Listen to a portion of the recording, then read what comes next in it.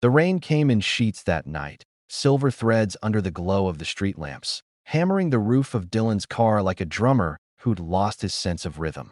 He had been driving home after a long shift, the kind of graveyard work that left your eyes raw and your patience thin.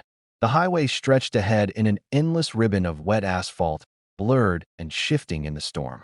Windshield wipers groaned across the glass, but no matter how many times they swept, the road never looked clear enough to trust. Dylan's knuckles whitened around the steering wheel as the sky rumbled with a growl that seemed to roll inside his chest. His headlights cut through the storm, but only barely. On the radio, a host read listener-submitted true encounters with strange figures on back roads. Dylan half listened, the way someone listens to background noise while trying not to fall asleep. A woman in white, waving her arms in the rain. And when the driver stopped, she wasn't there anymore. The voice lingered in his mind longer than he wanted. He shook his head, forcing a dry laugh. It was just a story, but the timing felt cruel. The host describing what Dylan swore he glimpsed just up ahead. The silhouette of someone standing near the median, drenched, unmoving, their head bowed that he slowed. Not because he wanted to, but because instinct had his foot pressing the brake before his brain could object.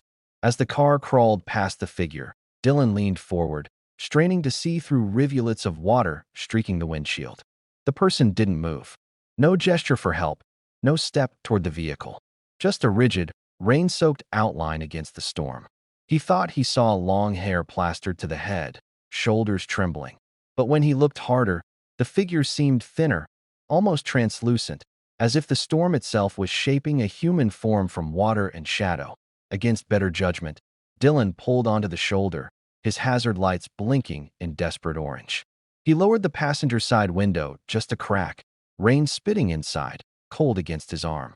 "You need help?" His voice felt swallowed by the storm, yet the figure seemed to hear it.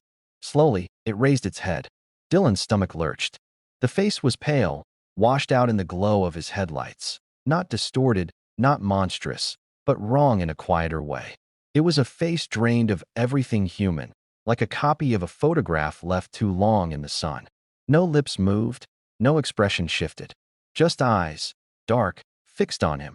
Before he could reach for the lock or roll the window up, there came a sound. Not from the road, not from the storm, but from inside the car itself. A faint knock. Just once. Sharp, deliberate. Dylan froze, heart pounding as he whipped around toward the back seat. Nothing. Empty shadows. Rain pelting louder on the roof, drowning thought. When he turned back toward the road, the figure was gone. No shape in the headlights. Only sheets of rain. But the knock echoed in his skull long after, like someone was still waiting to be let in. Dylan drove faster than he meant to, the tires skimming puddles that made his car shudder. Every few seconds he checked the back seat, half expecting to see someone crouched there, dripping and waiting. He told himself he was being ridiculous, that exhaustion was making his eyes play tricks. But the knock, so sharp, so real, was harder to explain away. He flicked the radio off. Silence, except for the heavy drum of rain. In a strange way, he wished the voice on the radio would come back, just to remind him that the world still contained ordinary things. 20 miles later, headlights from a low-lit gas station shimmered through the curtain of rain. Dylan's shoulders sagged in relief. He pulled in under the canopy, the fluorescent lights buzzing faintly, the rain pelting down just beyond the shelter. The smell of wet asphalt mingled with gasoline, a strangely grounding scent. He slid out of the car, stretching his stiff legs, watching the storm swirl at the edge of the light like it wanted to swallow the station whole. There were no other cars. No clerk visible inside. Just aisles of snacks and a humming cooler, shadows long in the dim glow that he moved quickly, filling his tank, trying not to linger. But then he saw something strange, muddy footprints on the concrete, leading from the darkness of the lot straight toward the gas station door. Bare footprints. They looked fresh, wet from the storm. Dylan's throat tightened. He followed the trail with his eyes until it disappeared inside the shop. He told himself it was nothing unusual. Someone could have come in barefoot. People were strange like that. And yet the rain hadn't let up for hours. Any real tracks should have washed away before they reached shelter. Pushing the glass door open, a little bell jingled overhead, too cheerful for the hour. Inside, the store was cooler than it should have been, the fluorescent hum louder. No clerk behind the counter. No faint, "I'll be right there." Dylan walked the aisles slowly, the hair on his arms prickling. His shoes squeaked against the linoleum, but beneath that sound, he thought he heard something softer, a dripping, steady and deliberate. He turned the corner toward the back cooler and stopped cold. There, between the soda shelves, stood a man, or something like a man. His clothes clung to him as if he'd been standing in a river. His face was bowed, hair slicked down in black strands. "Hey," Dylan's voice cracked as it left his throat. The figure turned slowly. Drops of water fell from his chin, from his sleeves, pooling on the tile. His eyes caught the fluorescent light, but reflected nothing back, just dark pits where something should be. Then, without warning, he stepped forward, each bare foot slapping wetly against the floor. Dylan backed toward the door, his pulse hammering in his ears. But before he could reach the exit, the overhead lights flickered and went out. The only sound left was the rain outside, and the steady footsteps moving closer in the dark. The lights died with a snap, and suddenly the store was swallowed whole. Dylan's breath caught in his throat. He stood motionless, his ears straining against the roar of the storm outside. Without the buzzing fluorescence, the silence inside was unbearable, except for the water. That steady drip, drip, drip, closer now, like the figure was no longer at the back of the store. His hand fumbled at his pocket, shaking as he pulled out his phone. The screen lit up just enough to splash a blue glow on the nearest shelf. Rows of candy bars stared back like teeth. But behind them, shadows moved. "Hello?" The word cracked out of him before he could stop it. His own voice seemed to echo, wrong in the pitch-dark aisles. No clerk answered, no sound of another human. Then a noise rose from somewhere deeper in the store, wet, dragging footsteps. They weren't hurried, but deliberate, as though whoever, or whatever, was there didn't need to rush. Dylan spun toward the sound, phone trembling in his hand, its glow catching the glossy reflection of the cooler doors. For the briefest second, a pale hand pressed against the glass, fingers splayed. And then it was gone. Dylan bolted. The bell above the door jingled as he shoved it open, stumbling into the storm. The rain hit him like a wall, drenching him in seconds. His car sat under the canopy, hazard lights still blinking in rhythmic orange, a beacon of safety.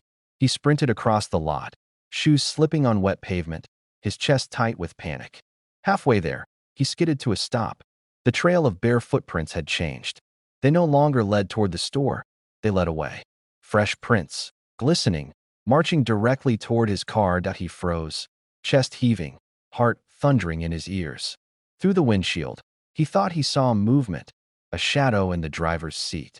Impossible. He had locked the car. He staggered forward anyway, pulling the handle. Locked. His own reflection stared back in the window, warped and distorted by raindrops. Then, from inside, a hand lifted. Pale, wet, pressing against the glass exactly where his had landed. Dylan stumbled back, bile rising in his throat, the rain disguising the sweat slicking his skin. Then, as suddenly as it began, the car's interior went dark. The hazard lights died, leaving the lot swallowed in storm. Dylan staggered backward, his phone screen dimming in his hand, its last glow swallowed by the night. He was alone in the downpour, or at least, that's what the darkness let him believe. Somewhere in the distance, muffled by the rain, he heard it again, knock. This time not on his windshield, not inside his car. Closer, behind him. Dylan stumbled backward into the storm, rain needling his skin, his mind spiraling between fight and freeze. The car was dead. The lot plunged into a kind of darkness that felt thicker than just night. He didn't dare turn back toward the sound he'd heard. Instead, he sprinted toward the edge of the canopy where another shape glowed faintly. A payphone bolted to the wall, its faded yellow light flickering against the storm. It looked absurd, an artifact from another decade. Still, it meant connection, maybe rescue. He grabbed the receiver with shaking hands, pressing it to his EAR.AT first, only static. A hiss that blended with the rain. Then words. A man's voice, low and steady, as if mid-sentence. And he turned around, but there was nothing there. Nothing but rain. Dylan froze, the hairs on his arms lifting. The voice on the other end wasn't a 911 operator. It was the same voice from his car radio, the late-night host telling scary, true stories. Dylan swallowed hard, throat dry despite the water streaming down his face. "Hello? Hello, I need help," he shouted into the receiver. The voice continued, ignoring him. The driver thought he was alone, but he wasn't. The footprints proved that. The knock proved that. He thought he could outrun it. But the storm was already inside. Dylan's knees nearly buckled. The words were too precise, repeating the moments he'd just lived. He slammed the receiver down, the clang echoing beneath the canopy. The sound was swallowed instantly by the storm, but the impression lingered, like the echo didn't end inside the phone. It went on, whispering behind him. He turned. For a moment, lightning split the sky, revealing the lot in stark white. The figure stood at the far edge of the canopy, dripping and silent, head tilted as though listening. In the next blink of darkness, it was gone. Dylan staggered toward the station doors, fumbling back inside, the bell chiming weakly above him. The store was still blacked out, all's nothing but jagged shadows. Yet one thing had changed. The radio behind the counter was on, its red power light glowing faintly as he crept toward it, his shoes squeaking on wet tile. The static-filled voice droned on. And the man walked into the dark store, trying to escape. But you can't escape what waits in the rain. You can only listen. The words vibrated through Dylan's bones. He reached the counter, staring down at the radio. Its dial moved on its own, shifting stations until the static cleared. And then, beneath the hiss, he heard something else. Not the host's voice this time. His own voice. Desperate. Pleading. Crying out from somewhere far away. The storm pressed against the store's glass walls like a living thing, rattling the door and windows with each gust. Dylan stood at the counter, staring at the radio, his chest heaving. His own voice still echoed faintly in the static, warped and distant, like a recording played underwater. He wanted to smash the device, but the thought of touching it made his skin crawl.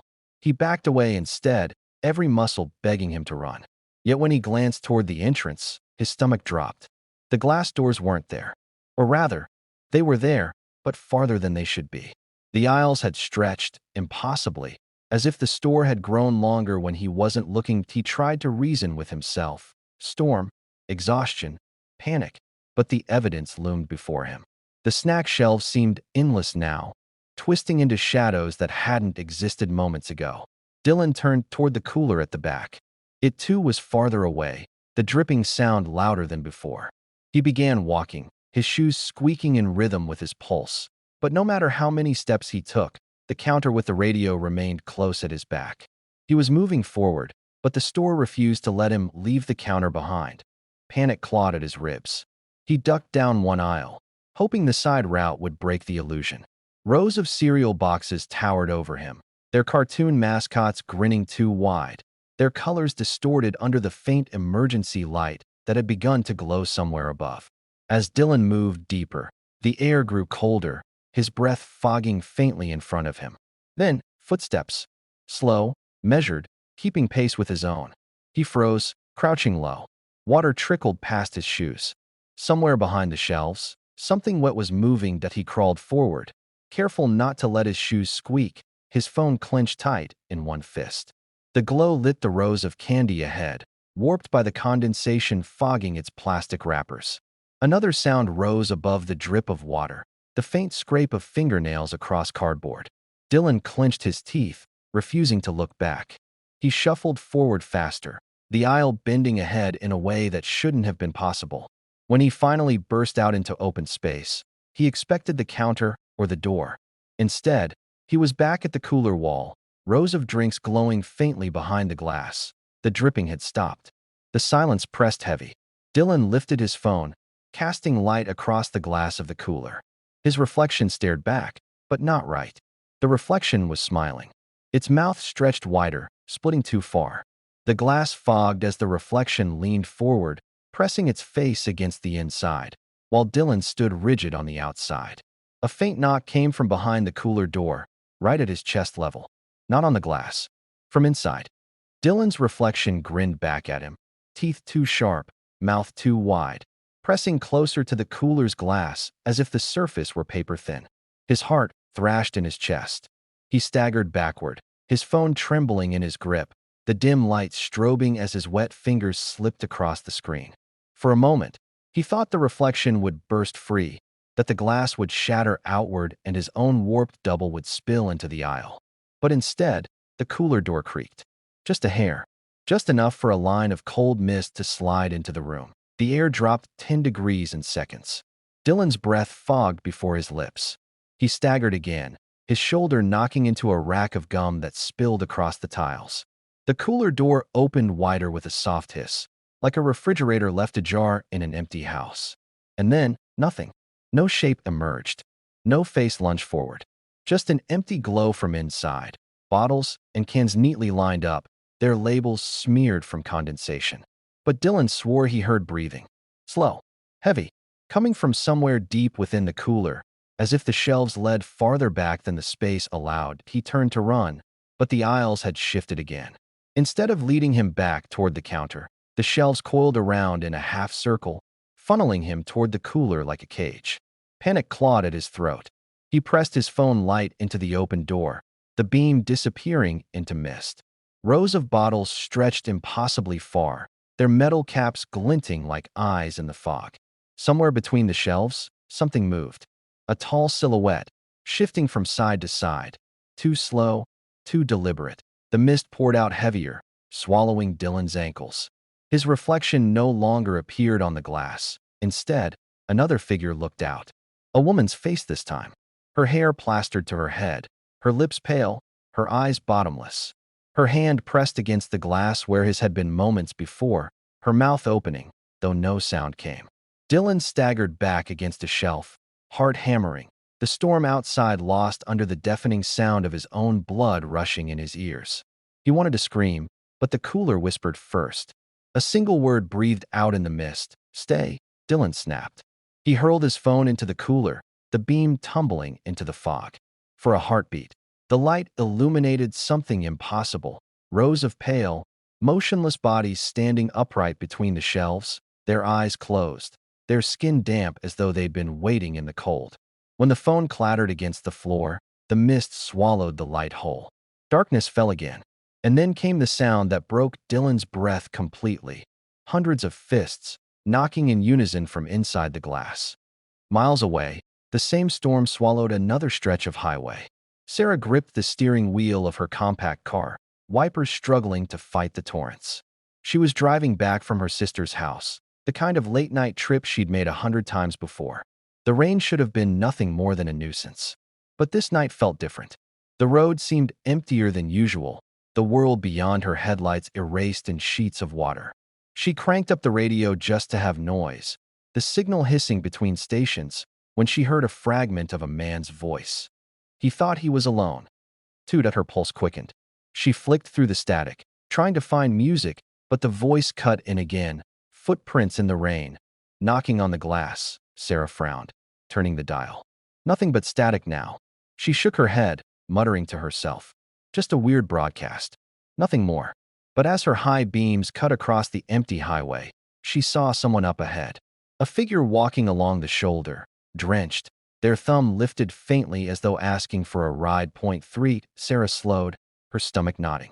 Every childhood warning about picking up strangers flared in her mind, but guilt clawed at her.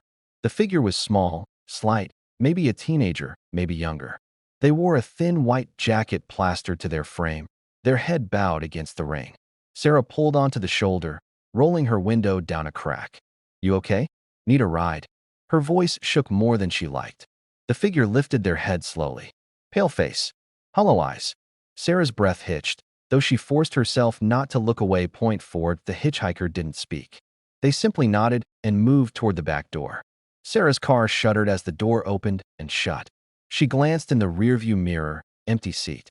She snapped her eyes forward, panic clawing at her chest. Before she could react, she heard it, a soft knock.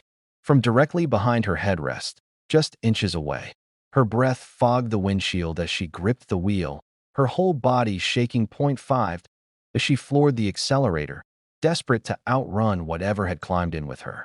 The car fishtailed on the wet asphalt before regaining grip. Sarah dared a glance at the mirror again. The seat was still empty, but her side window was blurring. Words were scrawling across the condensation, letter by letter, drawn by an invisible hand.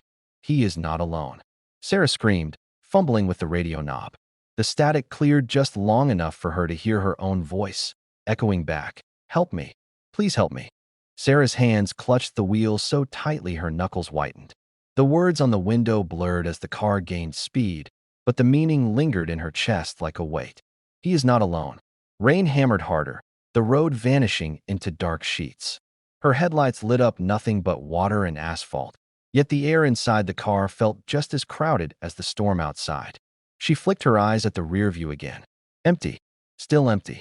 But the faintest impression lingered in the seat cushion, as though something unseen pressed lightly against it.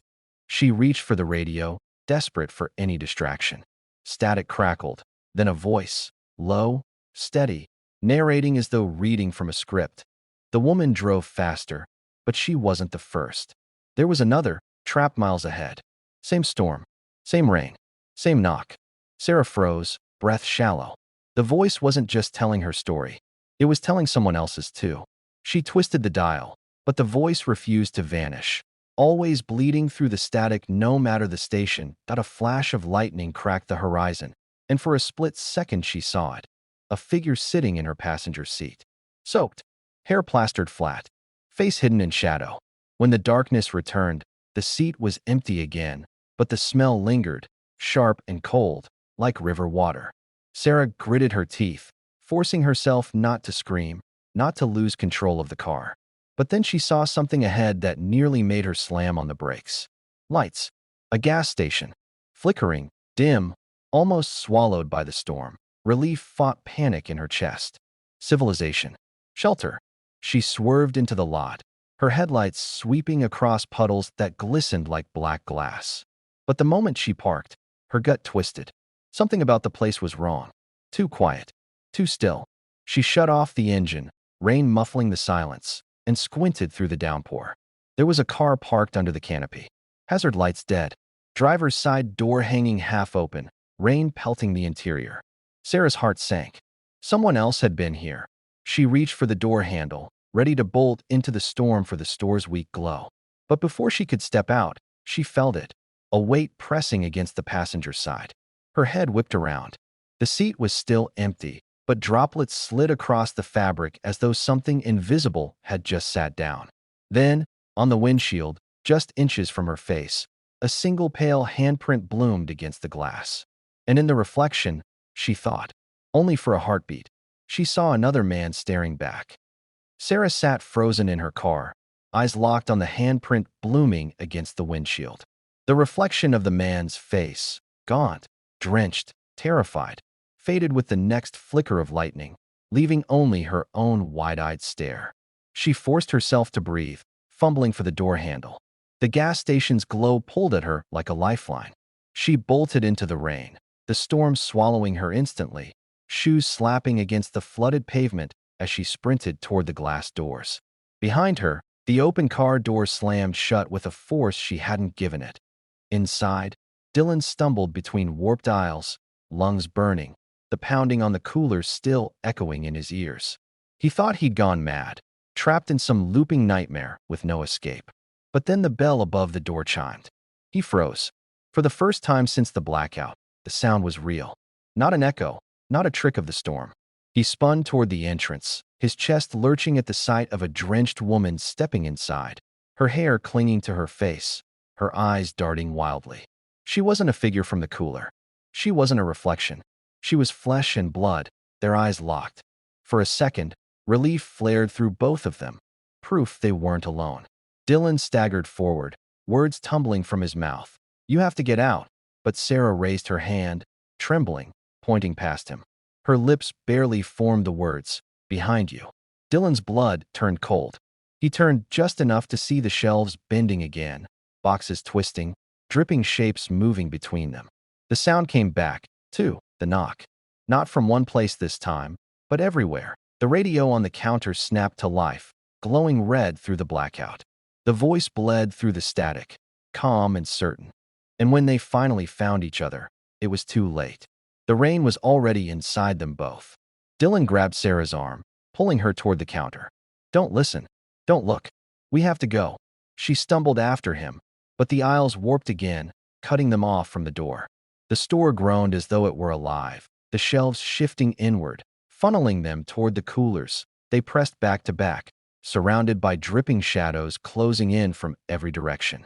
Dylan clenched his fists, whispering to Sarah without turning his head, "If we split, we're dead. Whatever happens, stay with me." Sarah nodded, though tears streaked her rain-soaked cheeks. Lightning split the sky outside, and for a single, searing instant, the glass walls reflected the truth. The two of them weren't alone. Dozens of pale, soaked figures ringed the store from the outside, their faces pressed to the glass, their hands tapping softly in unison, waiting to be let in. The pounding on the glass grew louder, the storm sinking with the rhythm as if the sky itself wanted inside. Dylan and Sarah pressed tighter together, their breaths ragged, the air thick with mildew and static. The radio hissed louder, the voice rising above the storm. "They think they can run. But the rain keeps everything. Every scream, every step, every life it touches." Sarah slammed her fist against the counter, screaming for it to stop. And for a moment, it did. The store fell silent, save for the storm's endless hiss outside. Dylan seized the silence. He pulled Sarah toward the far end of the store, toward the cooler that had first trapped him. "It wants us to look away," he said through clenched teeth. "But if it's real, if it's not just in our heads, it'll leave a trace." Sarah hesitated, terror carving into her face, but nodded. Together, they yanked open the cooler door. Inside, the shelves were empty, stripped bare. Only water filled the racks, pooling on glass, dripping in rhythm like a clock. And in the reflection of the glass, dozens of faces stared back at them. Faces neither had ever seen, but which seemed to know them. Sarah stumbled back, clutching Dylan's arm. "It's not showing us them," she whispered. "It's showing us." The reflections were warped, shifting. Dylan's face rippled into something pale, hollow-eyed, dripping. Sarah's reflection mirrored the same, her mouth moving before she could speak, whispering words she hadn't said.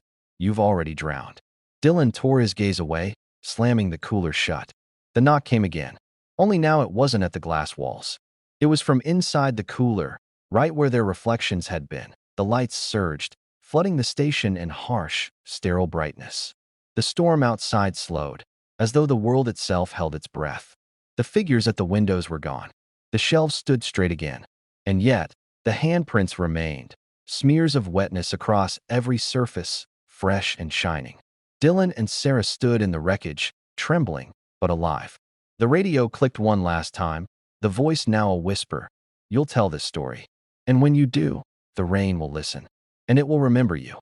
Then the static cut off for good. When they stumbled outside, the storm had already begun to break. The gas station loomed behind them, silent, ordinary, its neon sign buzzing like nothing had happened. Dylan's abandoned car still sat with the door ajar, waterlogged but empty. Sarah's compact car idled, windows clear of handprints, engine humming as though untouched. They looked at each other, no words left between them. Both knew the same truth. The storm hadn't followed them in. They had carried it out. As they pulled onto the road together, the rain slowed to a drizzle. Yet in every puddle they passed, ripples spread outward, as though something unseen had just stepped through.